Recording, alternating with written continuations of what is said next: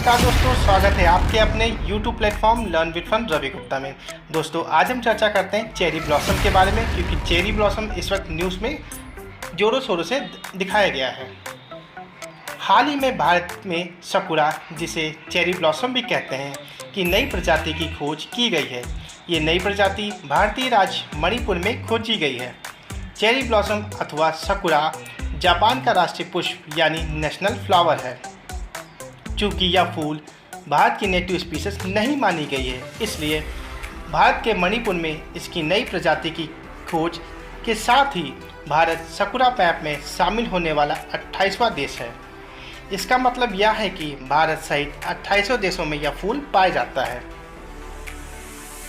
मणिपुर में खोजी गई इस नई प्रजाति का नाम दिल्ली विश्वविद्यालय के वनस्पति वैज्ञानिक प्रोफेसर डॉक्टर दीनबंधु साहू के नाम पर रखा गया है।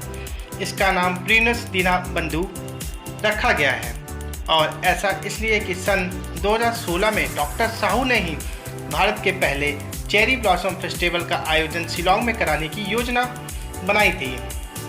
डॉक्टर साहू अंटार्कटिका की यात्रा करने वाले पहले भारतीय छात्र थे और इन्होंने कहा था यह हिमालय क्षेत्र का नेटिव स्पीसीज है, जिसे और लोगों ने इसे रिजेक्ट करते रहे और उन लोगों ने बताया कि यह बाहर का वृक्ष है, मूल रूप से प्राकृतिक आवास भारत का नहीं है। इस अवधारणा को डॉक्टर साहू रिजेक्ट करते रहे। जापान जैसे देशों में चेरी ब्लॉसम बसंत में दिखाई देते हैं। जापानी चेरी ब्लॉसम वृक्ष का नाम प्रिनस योदोनिसिस है, जिसे सामान्यतः सोमी योशिमा के नाम से जाना जाता है।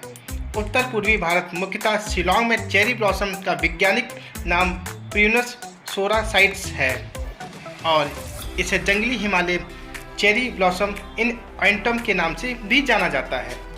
इसके फूल खाने योग्य होते हैं, परंतु ब्लॉसम के मौसम में ये हल्के गुलाबी और सफ़ेद रंग के फूल से भर जाते हैं।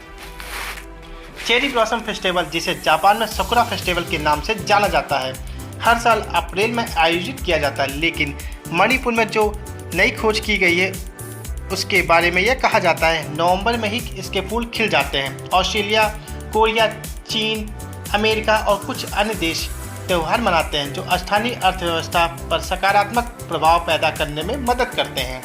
डॉक्टर साहू ने कहा है कि अकेले Washington DC cherry blossom festival दुनिया भर से हर साल पर्यटकों से टूरिस्टों से लगभग $126 मिलियन कमाता है। तो दोस्तों, कैसे लगा आज की मेरी न्यूज़? अगर आपको मेरा अच्छा लगा तो प्लीज़ मेरे चैनल को लाइक, शेयर करिए और सब्सक्राइब करना मत भूलिएगा। जय हिंद दोस्तों।